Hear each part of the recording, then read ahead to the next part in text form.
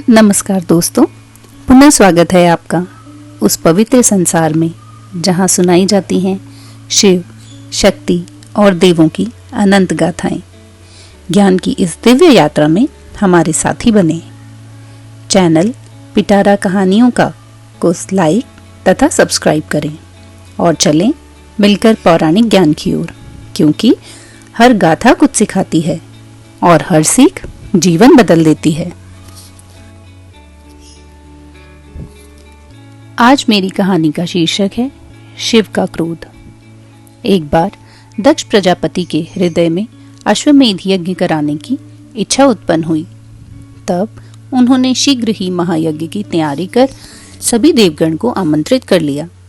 इंद्रादि समस्त देवता अपने अपने विमानों में बैठकर यज्ञस्थली की ओर चल पड़े। उन्हें जाते देख भगवती पार्वती उत्सुकतावश भगवान शिव से बोली, भगवान, ये देवगण इतने प्रसन्न होकर अपनी अपनी पत्नियों के साथ कहाँ जा रहे हैं? क्या आज कोई विशेष पर्व या शुभ दिन है? कृपया बताने का कष्ट करें। भगवान शिव अपने आसन पर बैठे परम ब्रह्म परमात्मा का ध्यान कर रहे थे। भगवती पार्वती का स्वर सुनकर उन्होंने आंखें खोली और उनकी जिज्ञासा शांत करते हुए बोले, कल्याणी, दक्ष प्रजापति ने अश्वमेध नामक एक महायज्ञ का आयोजन किया है। ये समस्त देवगण वहीं जा रहे हैं। यज्ञ, पुण्य और यज्ञ भाग मिलने से इनके बल पौरुष में और भी वृद्धि हो जाएगी। इसलिए ये प्रसन्नचित्त और उत्साहित दिखाई दे रहे हैं। भगवान शिव की बात सुनकर पार्वती बोली, प्रभु, प्रजापति दक्ष महायज्ञ का आयोजन कर रहे हैं, इसलिए यज्ञ की व्यस्तता में वे हमें निमंत्रण देना भूल गए होंगे। हमें उनके प्रति कोई द्वेष रखे बिना शीघ्र ही वहां चलना चाहिए। आपके बिना यह यज्ञ कभी पूरा नहीं हो सकता। भगवान शिव उन्हें समझाते हुए बोले, देवी, पूर्व काल से ही देवताओं ने किसी भी यज्ञ में मेरा भाग नहीं रखा है, इसलिए दक्ष प्रजापति ने मुझे आमंत्रित नहीं किया है। हमें भी पहले से चले आ रहे इस नियम का पालन करना चाहिए। भगवती पार्वती बोली, भगवान, आप सब देवताओं में श्रेष्ठ हैं। आपके गुण और प्रभाव सबसे अधिक हैं। आपका तेज, बल और यश संसार में अद्वितीय है। आप ही साक्षात परम ब्रह्म परमेश्वर हैं। यह सृष्टि आप द्वारा ही रचित है। इसके बाद भी यज्ञ में आपका भाग नहीं होने पर मुझे बड़ा दुख हो रहा है। भगवान, उन दुष्टों को इस धृष्टता के लिए आप अवश्य दंडित करें। तब देवी पार्वती की इच्छा पूर्ण करने के लिए लीलाधारी भगवान महादेव की आंखें क्रोध से लाल हो गईं। वे भयंकर गर्जना करते हुए अपने आसन से उठे और अपनी एक जटा उखाड़कर जोर से एक चट्टान पर पटक दी। शीघ्र ही वहां वीरभद्र नामक एक दिव्य पुरुष प्रकट हो गया। उसका शरीर अति विशाल और मुख विकराल था। हजारों भुजाओं से युक्त वह पुरुष अनेक अस्त्र शस्त्रों से सुशोभित था। उसके मुख से भयंकर अग्नि ज्वालाएं निकल रही थीं। आंखों में अंगारे दहक रहे थे। वह साक्षात काल स्वरूप भगवान महादेव का अंशावतार था। प्रकट होने के बाद वीरभद्र हाथ जोड़कर भगवान शिव से बोला, प्रभु, मैं आपके क्रोध की अग्नि से उत्पन्न हुआ हूँ। मेरा कार्य आपके शत्रुओं का नाश करना है। बताइए, मुझे किस दुष्ट और पापी का संहार करना है? भगवान शिव आदेश देते हुए बोले, वीरभद्र, मैं तुम्हें अपने पार्षदों का अधिपति घोषित करता हूँ। तुम तत्क्षण मेरे पार्षदों के साथ जाकर उस अहंकारी दक्ष के यज्ञ को नष्ट कर उसे दंडित करो। वहां जितने भी मेरे विरोधी हों, उन्हें अपने क्रोध की अग्नि में जलाकर भस्म कर दो। भगवान शिव की आज्ञा से वीरभद्र ने सिंह वेश धारण कर लिया और शिव पार्षदों की एक बड़ी सेना लेकर दक्ष प्रजापति को दंडित करने चल पड़ा। उस समय उसके साथ भगवती पार्वती के क्रोध से उत्पन्न भद्रकाली भी थीं।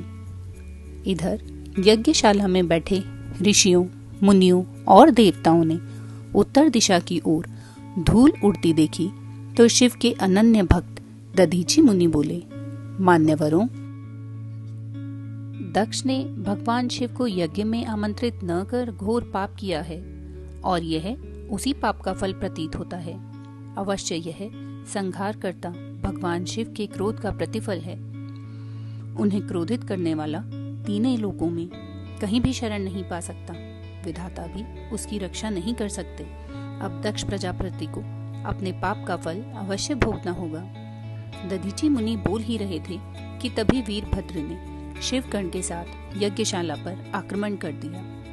उसके प्रहारों से आहत होकर सभी लोग प्राण बचाकर इधर उधर भागने लगे। शिव पार्षदों के भयंकर गर्जन से दसों दिशाएं गूंज उठी। कोई वहां की वस्तुएं नष्ट भ्रष्ट करने लगा तो कोई मंडपों को गिराने लगा। देखते ही देखते उन्होंने यज्ञ को नष्ट कर डाला। तब दक्ष प्रजापति विनम्रता पूर्वक वीरभद्र से बोले, देव, आप कौन हैं? हमने कौन सा अपराध किया है जिसके कारण आप इस यज्ञ को नष्ट करने के लिए उद्यत हुए हैं? वीरभद्र बोला, प्रजापति, न तो मैं देवता हूँ और न ही दैत्य। मेरा नाम वीरभद्र है और मैं भगवान शिव के कोप से प्रकट हुआ हूँ। ये भद्रकाली हैं। इनका प्रादुर्भाव भगवती पार्वती के क्रोध से हुआ है। दक्ष, तुमने अपने यज्ञ में भगवान शिव को ना बुलाकर उनका तिरस्कार किया है, इसलिए उनकी आज्ञानुसार मैं तुम्हारा यज्ञ नष्ट करने आया हूँ। वीरभद्र की बात सुनकर ब्रह्मा जी देवताओं से बोले, देवगण, जिस पर स्वयं भगवान क्रोधित हो जाए उस प्राणी को कोई नहीं बचा सकता, किंतु भगवान शिव परम दयालु और भोले भंडारी हैं। भक्तों द्वारा पुकारे जाने पर वे शीघ्र ही प्रसन्न हो जाते हैं। यदि तुम चाहते हो कि यज्ञ पुनः आरंभ होकर पूर्ण हो तो पवित्र मन से भोले भंडारी से क्षमा याचना करो, अन्यथा यह यज्ञ क्या संपूर्ण सृष्टि का बचना असंभव हो जाएगा। तत्पश्चात ब्रह्मा जी देवताओं, प्रजापतियों और पितरों के साथ कैलाश पर्वत की ओर चल पड़े। उस समय भगवान शिव क्रोधित होकर तांडव कर रहे थे। उनके पैरों की थाप से संपूर्ण सृष्टि में कंपन हो रहा था।